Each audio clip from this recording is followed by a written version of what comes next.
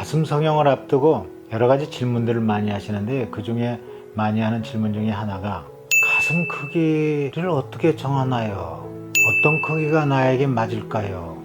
이런 질문들을 많이 하십니다. 가슴 크기는 대충 정하는 게 아닙니다. 사람의 키가 얼마냐, 몸무게가 얼마냐, 이것도 중요하지만 가장 중요한 건 가슴 둘레나 어깨 넓이입니다. 여러분들, 저에게 요만한 가슴이면 어때요? 괜찮은가요? 너무 크죠? 그런데 작게 해도 가슴 둘레가 좁은 분한테는 반대로 커 보이는 겁니다. 이게 상대적인 거예요. 따라서 이런 질문을 하시는 분들이 가장 잘못된 생각을 하시는 겁니다. 내가 아는 언니가 몇 cc짜리를 넣었더니 참 예쁘더라. 저도 몇 cc짜리 넣어주십시오. 이런 말은 잘못된 생각이에요. 왜냐? 그 언니에게 가장 아름다운 크기, 그리고 나에게 가장 알맞는 크기는 아까 말씀드린 것처럼 키는 물론이고 어깨 넓이, 가슴뼈 모양, 가슴 조직의 양, 심지어는 허리 굵기, 엉덩이, 얼굴까지도 감안을 해서 그 사람 몸매에 가장 이상적으로 아름다운 크기를 정해야 되는 것입니다.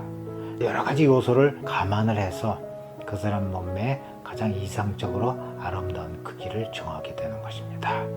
따라서 이 크기는 제가 수술하면서 수술실에서 이런 신체적인 조건이나 특징을 정밀 측정을 하고 제가 결정할 것입니다. 단, 본인이 특별히 원하는 크기가 있으실 경우에는 수술하는 날 아침에 수술실 들어가기 전에 크기에 대해서 저하고 다시 한번 논의를 할 거예요. 그때 원하는 크기가 있으실 경우에는 저는 큰 B컵 정도였으면 좋겠어요. 아니, 저는 C를 원합니다. 아니요, 저는 D가 좋아요. 이런 식으로 저에게 귀띔으로 느낌만 얘기해 주시면은 크기 정할 때 참고해서 정해 드릴 것입니다. 그리고 가슴 확대 수술한다면 은근히 보호자분들이 많이 오는데, 사실은 배꼽 가슴 성형술은 보호자가 필요 없는 수술입니다. 아무리 멀리 살아도 혼자 수술하는 날 차 타고 오셔서 수술하시고, 또 수술 끝나면 그날 오후에 자기 혼자서 차 타고 다시 내려갈 수 있는, 별로 아프지 않고 회복이 엄청 빨라서 당일 활동이 가능한 수술이 바로 배꼽 가슴 성형술이니까요. 그런데도 불구하고 보호자분들이 많이 와요. 왜냐? 겨드랑이나 유륜이나 이런 데를 수술하면 엄청 아프다고 그러죠. 그래서 그 수술로 착각들을 하고 보호자분들이 와서 간호하거나 또는 부축해주거나 하려고 와요. 그런데 배꼽 가슴 성형술을 할 때도 이런 보호자분들이 모르고 오시면은 보호자분들 수술방에 들어오시라고 합니다. 그럼 보호자분들이 싫어하지 않습니다. 좋아하세요. 왜 그런 줄 아세요? 환자 본인은 자고 있다고 그랬죠. 배꼽 가슴 성형술은 피가 안 보이는 수술이라고 그랬죠. 출혈이 거의 없어서 피가 안 보이는 수술입니다.